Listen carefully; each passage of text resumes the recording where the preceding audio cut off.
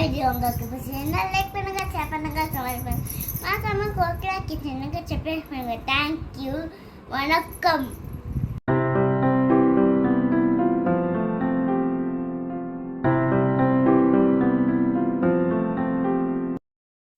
Hello hi, welcome to Kokila's kitchen. இன்றைக்கி நம்ம கிச்சனில் என்ன பார்க்க போகிறோன்னா வெஜ் ஆம்லெட் தான் பார்க்க போகிறோம். ஏற்கனவே நம்ம சேனலில் ரெஸ்டாரண்ட் ஸ்டைலில் வெஜ் ஆம்லெட் எப்படி பண்ணுறதுன்றது வீடியோ நான் போட்டிருக்கேன்.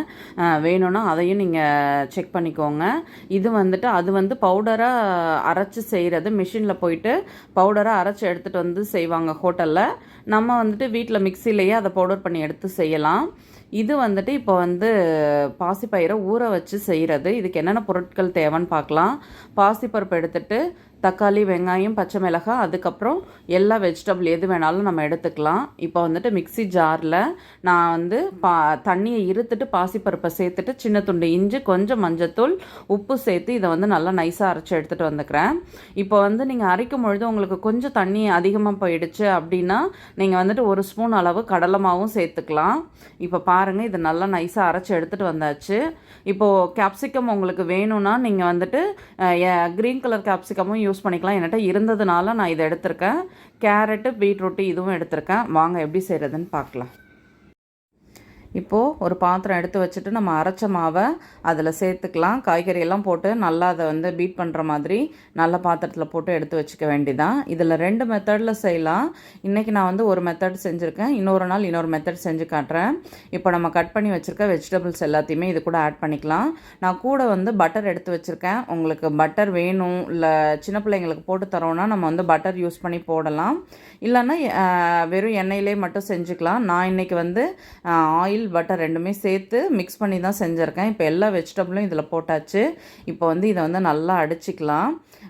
நீங்கள் வந்துட்டு இது குழந்தைங்களுக்கோ இல்லை டயட்டுக்கோ எடுக்கிற மாதிரி இருந்ததுன்னா இதில் நான் இப்போ வந்து கொஞ்சமாக ஈனோ தான் ஆட் பண்ண போகிறேன். அதை நீங்கள் அவாய்ட் பண்ணிக்கோங்க. கொஞ்சமாக சோடா உப்பு வேணும்னு நினச்சிங்கன்னா போட்டுக்கோங்க. ஏன்னா அது போடும்பொழுது கொஞ்சம் நல்லா சாஃப்டாக இருக்குது, அதுக்காக தான் அது சேர்க்குது. ஸோ கொஞ்சமாக நான் வந்துட்டு ஈனோ தான் இதில் இப்போ சேர்க்க போகிறேன். சேர்த்துட்டு நம்ம மிக்சியில் ஒட்டி இருக்கிற அந்த தண்ணி கொஞ்சமாக இருக்கும் இல்லையா, அதுவும் அதில் சேர்த்துட்டு அதை வந்து நல்லா பொங்கி வரும். பொங்கி வரும்பொழுது இதை வந்து நம்ம நல்லா மிக்ஸ் பண்ணிவிட்டு அப்படியே தோசைக்கல்லில் ஊற்ற வேண்டியதான். இது வந்து ஆப்ஷனல், உங்களுக்கு தேவைன்னா நீங்கள் வந்து சேர்த்துக்கோங்க, வேண்டான்னா விட்டுடலாம். சரியா? இப்போ வந்துட்டு இன்றைக்கி வந்து நான் வந்து தோசைக்கல்லில் தான் இந்த ஆம்லேட்டை ஊற்றுறேன்.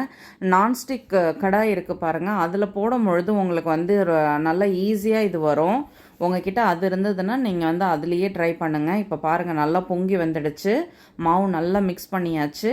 இப்போ வந்து நம்ம போட்டுடலாம்.